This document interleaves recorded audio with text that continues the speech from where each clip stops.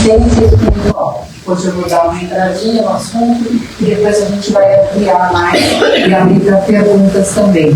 Vai ser gostoso esse dia, a gente deixa só uma reflexão sobre o Espiritismo e o que facilita e o que nós precisamos fazer para nos integrar. Tá? Então vamos terminar a oração, levando o conhecimento de Jesus, lembrando o motivo que nos fez sair de casa hoje. Tenho certeza que poderão estar de encontro as energias positivas, as luzes, as bênçãos, direcionando a nossa vida e fortalecendo os nossos filhos. Que Jesus, o nosso Mestre, neste momento, possa nos envolver com um abraço e facilitar o nosso aprendizado e entendimento. Assim. Hoje, gente, eu vou falar um pouquinho sobre o livro dos Espíritos, no sentido de muita gente nos pergunta o que é o Espiritismo ou como que o magnetismo funciona, né, com a colocação magnética dos passes, a questão filosófica, o consolo que ele traz e principalmente uma pergunta que sempre fazem: o Espiritismo, ele é religião? E aí a gente responde todas essas questões nesse sentido, tá? Colocando primeiro, o livro dos Espíritos, ele é completo, ele nos traz tudo que engloba, tudo que tem dentro da colocação da necessidade de vivência nossa. Quando Jesus, desencarnando, ele coloca o pedido ao Pai Criador, né? Eu vos enviarei outro Consolador que ficará convosco eternamente. Nessa questão é que a gente vê, ele falou, ele não ia mandar simplesmente uma filosofia, ele ia mandar alguma coisa que nos conduzisse durante a nossa vida, para sempre. Uma coisa que não ficaria tempo, não teria prazo, porque ele vem falando de conhecimento, de sabedoria, de libertação para nós. Por isso que ele diz que a ciência, que é o Espiritismo, ele é dividido em 3 partes: ciência, filosofia e religião.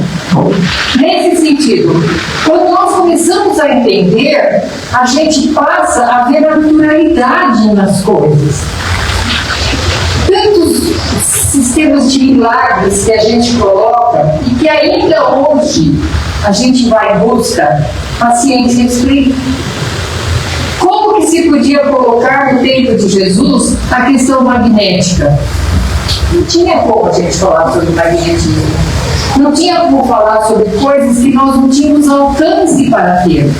Mas hoje, estudando, a gente sabe que tudo está ligado a uma naturalidade. Não existe absolutamente nada sobrenatural.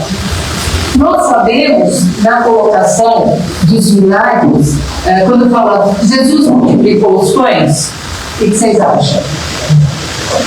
Tinha 3 pãozinhos, 3 peixinhos, sei lá, eu, e comeu uma multidão. Ele multiplicou isso? Como foi essa multiplicação? Pensa em casa. Pensa em casa. Estou fazendo ali o arroz. Fiz ali uma xícara. Foi o meu marido, uma xícara de arroz. Tá bom, né? Uma xícara vai sobrar, então tudo bem. Daqui a pouco passa a campanha. Chega 2 filhos, 2 netos, a esposa, e a gente fala assim: uma xícara de arroz. Não dá tempo de você querer fazer mais coisa. Não vai dar?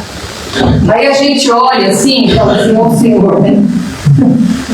Tá pronto, multiplica aí. A gente começa a dar uma viradinha nele, a soltar ele, e a gente começa a ralar uma cenourinha para pôr nele. Quando a gente vê, comeram 8 pessoas e a gente ainda guardou um pouquinho. É ou não é? Por quê? Porque a gente coloca uma energia que um pouco sacia. o ponto C. Ao contrário, também acontece, porque nós temos a energia magnética positiva e negativa. Eu fiz 3 xícaras de arroz para 2 pessoas, ok? Aí eu estou com aquele monte de arroz e falo assim, nós estamos em 4, vai dar. E eu estou fazendo com má vontade, eu estou fazendo com raiva. O que eu tenho que fazer comigo? Por que esse povo veio almoçar aqui? Por que não me levaram para o restaurante? Por que hoje é domingo para todo mundo e para mim não? Eu faço com raiva. Gente, as pessoas começam a se servir e parece que cada colherada é um buraco naquela panela, é um buraco. E a gente vai ficando assim, não vai dar, e não dá. E não dá. Porque nós magnetizamos negativamente. E nós minguamos. Quando ele fala que Lázaro estava morto, né? Jesus foi chamado que Lázaro tinha morrido. E ele então vai até lá e ele diz no caminho, Lázaro não está morto, ele apenas dorme. Porque ele já estava querendo explicar para nós o magnetismo que a gente fala hoje. E ele chega lá, todo mundo chorando, desesperado, ele olha Lázaro e ele impõe as mãos. Ele põe as mãos e vai reativando o que a gente sabe hoje, os centros de força. E Jesus, com a sua natureza maravilhosa, ele sabia qual era exatamente o ponto que estava ali frágil. E ele vai e ele magnetiza. Ele restabelece o equilíbrio físico de Lázaro. E de repente Lázaro, com a nossa ignorância, a gente diz milagre, milagre. Voltamos para nós, pequenos mortais. Vocês vão ser sinceros comigo, hein, gente? Estamos lá na cama, eu brinco muito em aula com essa palavra. Estamos lá na cama com a cabeça aqui. Sabe aquela que pareceu o coração para a cabeça? Põe as batatinhas no olho, ninguém entra, pelo amor de Deus, eu tô mal. Quase morrendo, né? Você quase desencarnando. Bota a campainha. Aí vem. Vem. A tia que você gosta tanto. Ai, quanto tempo que eu não vejo ela? Fala que você está deitada, que você está doente. Não. A gente faz assim, né? Dramático, meio grego, a gente é. Não, tem um pouquinho. Acho que dá para me levantar, né? Dá para me levantar. A gente vai para a sala, a gente beija a tia, a gente conversa com a tia, a gente pede um cafezinho com a tia, a gente come bolinho com a tia, a gente ri com a tia vai embora, ela mal fecha a porta de. Como é que a gente conseguiu parar essa dor? Vamos só, Jesus. Pronto. Nós saímos daquela vibração. Tudo é vibração, tudo é energia. E a ciência vem dizendo isso. A energia que nós temos, nós podemos curar e nós podemos nos envenenar. O espiritismo, ele não pode nunca estar desatrelado à ciência.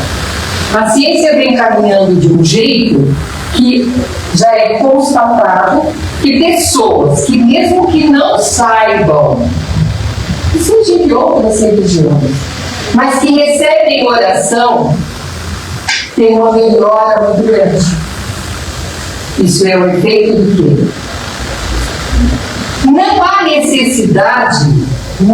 necessidade de sair um médium e lá no hospital fazer a oração. A gente faz por quê? O que vai no médico? Porque a gente só se sente assim, e fizeram oração para nós quando vem uma equipe boa, né? Se vier uns 5, melhor ainda. Por quê? Santo Tomé, né? A gente é Santo Tomé. Agora, nós sabemos que se tiver uma pessoa querida nossa ou necessitada, que nós chegamos um bilhetinho, está no Japão, sofreu um acidente e precisa de oração, o que a gente faz? Pega o avião, vai para o Japão? Às vezes não dá nem para chegar, né? Que não vou ter.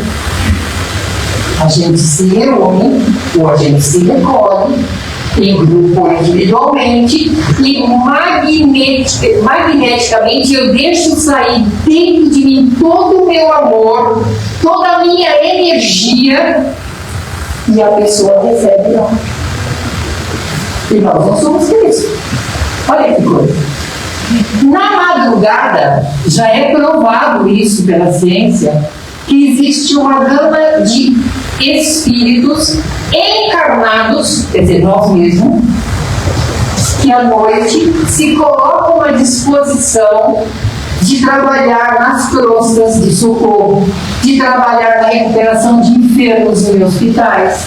E é visto, eu tenho uma filha que trabalha na UTI, é muito comum, ela diz que é muito comum, daqui a pouco, opa, passou um, daqui a pouco passou mais uma turma. Nós dormimos, e como nós temos magnetismo animalizado, encarnado, eles nos levam num lugar, agora mesmo, onde teve terremoto. Quantos estavam vivos nos escombros? E eles precisavam de quê? Magnetismo de desencarnado, espírito, luz só? Não, eles precisavam de magnetismo animalizado, da carne mesmo. E nós, dormindo, soltamos do corpo e vamos doar o magnetismo junto com o magnetismo animalizado, curando, aliviando, sustentando aquelas pessoas que ficaram 14 dias embaixo dos escombros. É milagre? É a ciência que mostra essa possibilidade e que nós, independente da nossa santidade, nós podemos fazer isso sem um custo nenhum. Isso é a ciência. E outras tantas coisas que a ciência vai somando e nos trazendo equilíbrio. Para quê? Para que a gente entenda que não existe nada que não tenha explicação. Tudo tem uma explicação. E a ciência vai colocando as explicações. Vai saindo pouco a pouco para nos colocar os pés no chão. E lembrar que a colocação de eu vir num centro espírita esperando que, não vou lá, porque eu sei que lá fazem um negócio que de repente me cura, que de repente me faz uma solução, de repente vai me dar um trabalho. Não, gente. Nós vamos ir em busca do sustento físico, emocional, espiritual para lidar com as nossas provas. Eu vou entender que esse milagre que eu estou procurando não existe. Por que ele não existe? Porque se eu tiver uma predisposição reencarnatória, o Pai não pode tirar a minha prova. Porque se eu não tiver a minha dor ou o meu passado que eu preciso refazer e aprender, se ele me tira essa oportunidade, eu não tenho aprendizado. O que está acontecendo nas escolas hoje? Essa situação de passarem direto sem prova, não tem reprodução. Não precisa ter nota certa. As crianças passam automaticamente. Qual é o resultado disso? Na prática, vamos dizer, qual é o resultado disso? O pior possível. Pessoas despreparadas.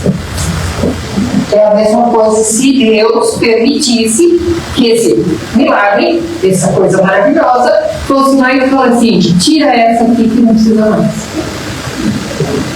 Eu não aprendi, vou fazer o erro de novo.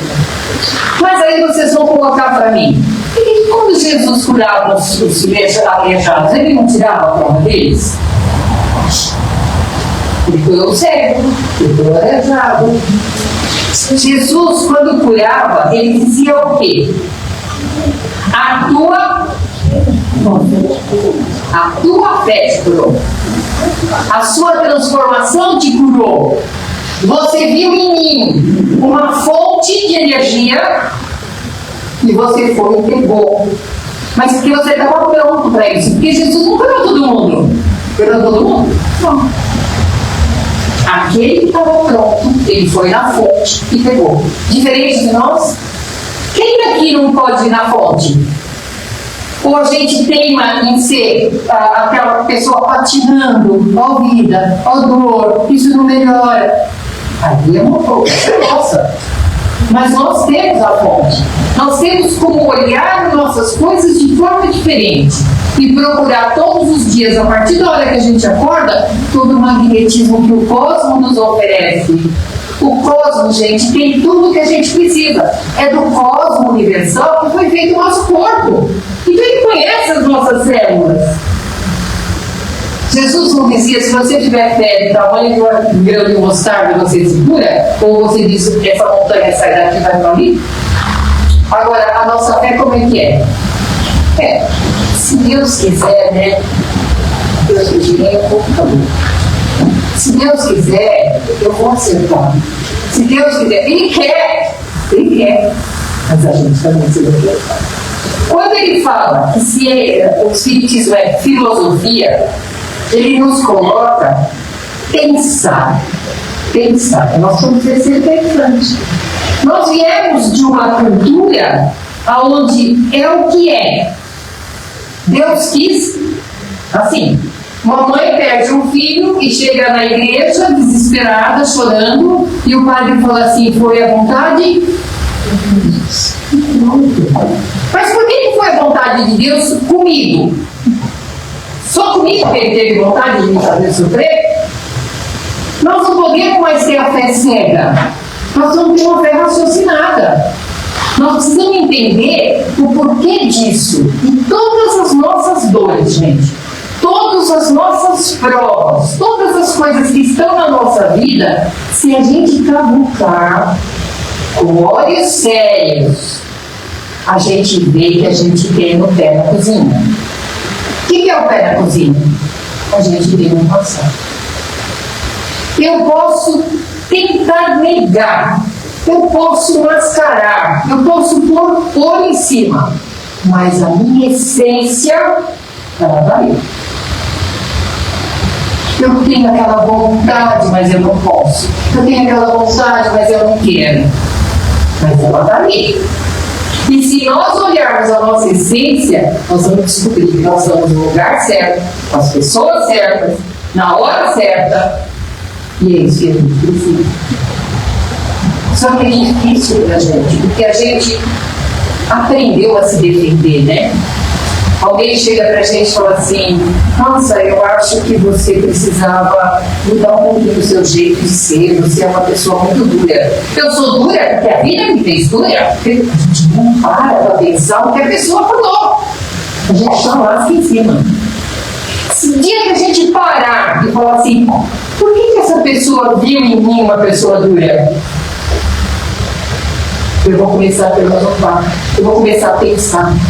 Porque a gente tem um monte de ideias e verbaliza sabedoria, como é ela.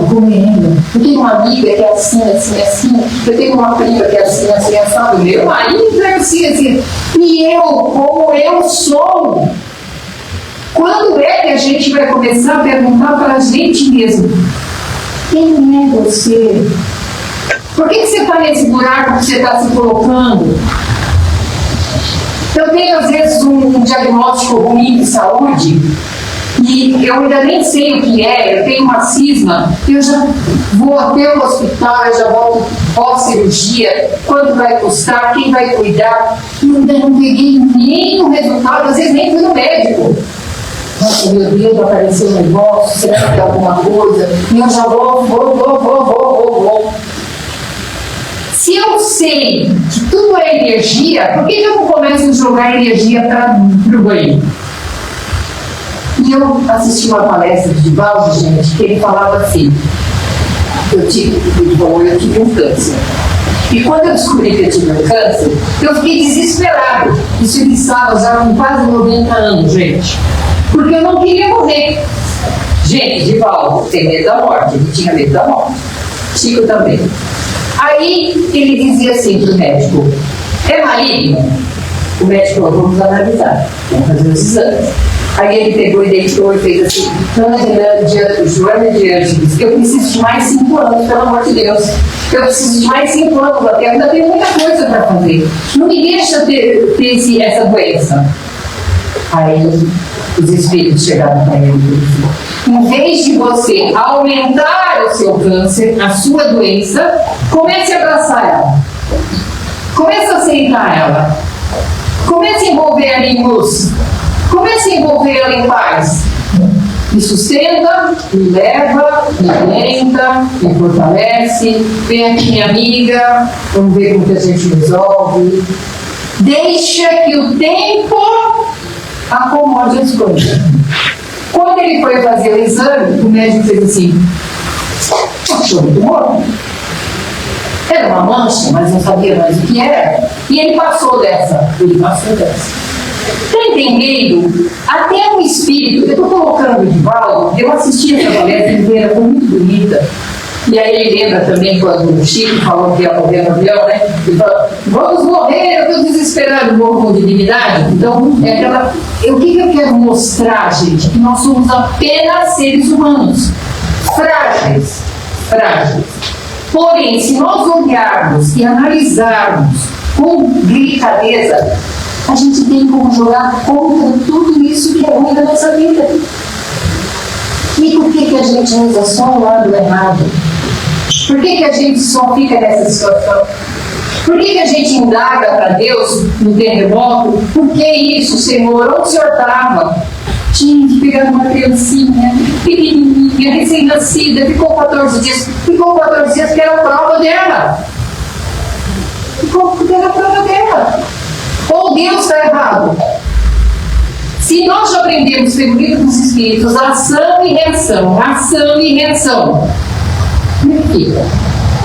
Assisti uma outra palestra também que falava das pessoas que têm problemas sérios de coluna, paraplegia, problemas cerebrais, todas essas situações que englobam nervos e músculos e tudo mais.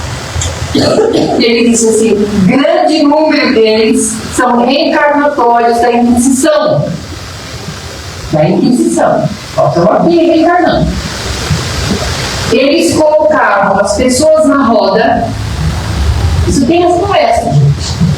Sabe o que é? Roda, amarra aqui, amarra a perna aqui, a cabeça aqui e vai esticando.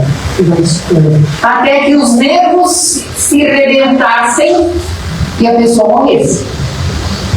Aqueles que fizeram porque ou faziam ou eram mortos, tem um peso. Volta no Evangelho, aquele que pouco sabe, pouco responde, aquela tal.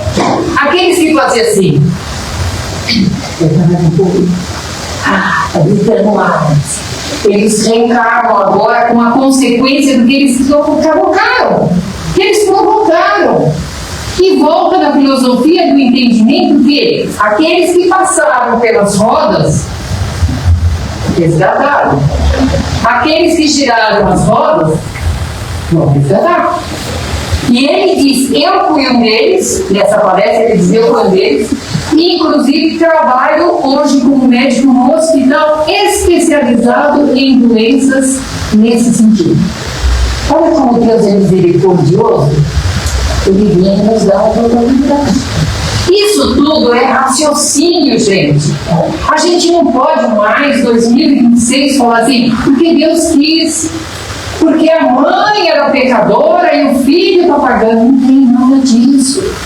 A gente não pode mais falar: eu sou sofredora, eu sou infeliz porque meu marido não é bom, eu sou infeliz porque minha família não me apoia. Não pode mais, gente.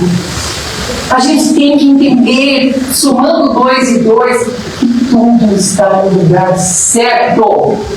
Se Deus, na misericórdia infinita, Ele faz com que o mar pare onde tem que parar, que a montanha fique onde tem que ficar, se as estrelas não caem sobre nós, os astros não se batem, Ele ia errar só com a gente? Só com a gente que Ele ia errar? Nós vamos pensar nisso. Mas se eu pensar nisso, eu preciso falar sobre mim. Comigo mesmo. Eu sei que eu estou em cima da hora. Gente, religião, rapidinho. Muita gente diz que espiritismo não é religião. Nós vivemos no sentido da moral. A moral é fundamental para a nossa vida. E a nossa colocação como cartilha moral é Cristo. Nós aqui, quando Kardec lança o livro do Evangelho segundo o Espiritismo, ele nos dá a conduta moral para trabalhar. Se nós não tivermos a conduta moral para seguir, nós desabamos. Porque não adianta eu saber muito, não adianta eu entender muito se eu não tiver ética. Não adianta eu saber lidar com tudo se eu não tiver amor, se eu não tiver caridade. Então, Cristo para nós é sonho de consumo. Quando a gente se pega fazendo alguma coisa, a gente fala assim, nossa, está totalmente fora do que ele falou, está totalmente fora do que ele nos ensinou, dos exemplos que ele nos deixou, e a gente começa a voltar para o lado do lixo. A gente está em cima da hora, então eu não vou esticar muito essa parte. Mas eu queria colocar, sem a nossa colocação da comprovação das coisas, que é a ciência, sem análise de nós, das nossas existências e dos grupos que nos chegamos, também fica difícil. E sem a religião, onde vai confortar, onde vai nos sustentar na fé e na esperança, nós realmente não temos como ter conduta ou vida em equilíbrio.